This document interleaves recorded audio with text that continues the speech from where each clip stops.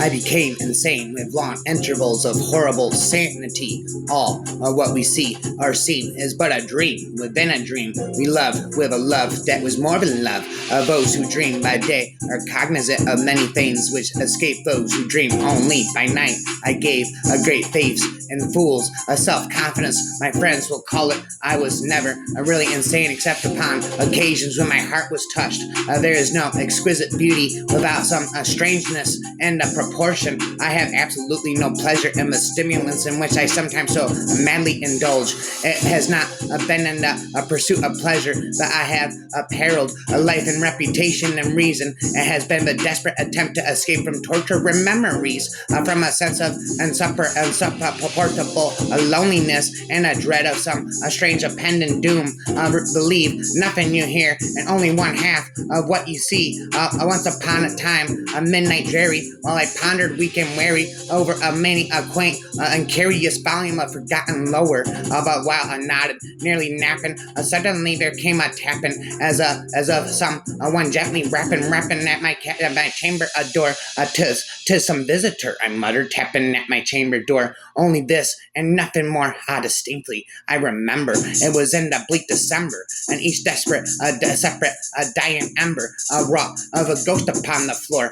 Eagerly I wished the morrow vainly I had sought to borrow from my book surcease a sorrow for the lost Leonore, for the rare and radiant maiden whom the angels named Leonore. A name was here forever, evermore, and the silken and uncertain rustling of each purple curtain filled me with fantastic terrors I never felt before, so that now to still the beating of my heart I stood repeating, "'Tis some visitor entreating entrance at my chamber door, some late visitor entreating entrance at my chamber door. This is and nothing more."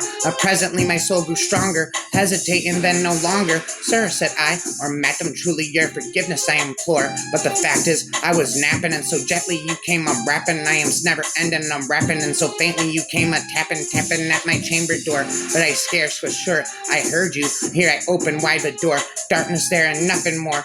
Deep into that darkness peering, alone I stood there wondering, fearing, doubting, dreaming dreams no mortal ever dared to dream before. But the silence was unbroken, and a stillness gave no token, and the word that spoken was the whispered word Leonore.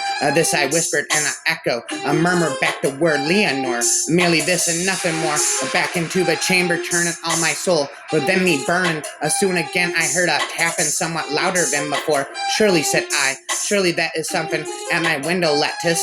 Let me see then what there it is, and this mystery explore.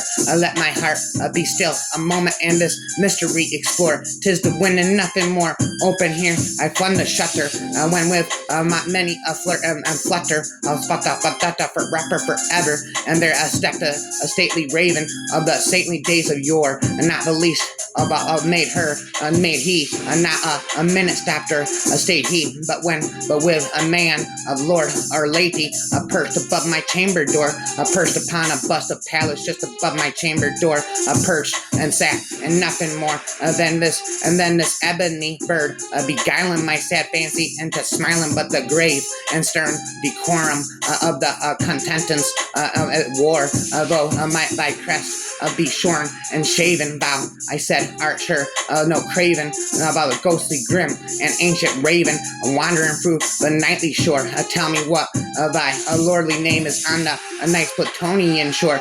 Quoth the raven, "Nevermore." Much I marveled this ungainly fowl to hear a discourse so plainly, though I is answering little meaning, little relevancy bore. Above for we cannot help agreeing that no living human being ever yet was blessed with seeing bird above this chamber door. The ghost of Edgar Allan Poe, I am convinced forevermore that I am the ghost of Edgar Allan Poe forevermore.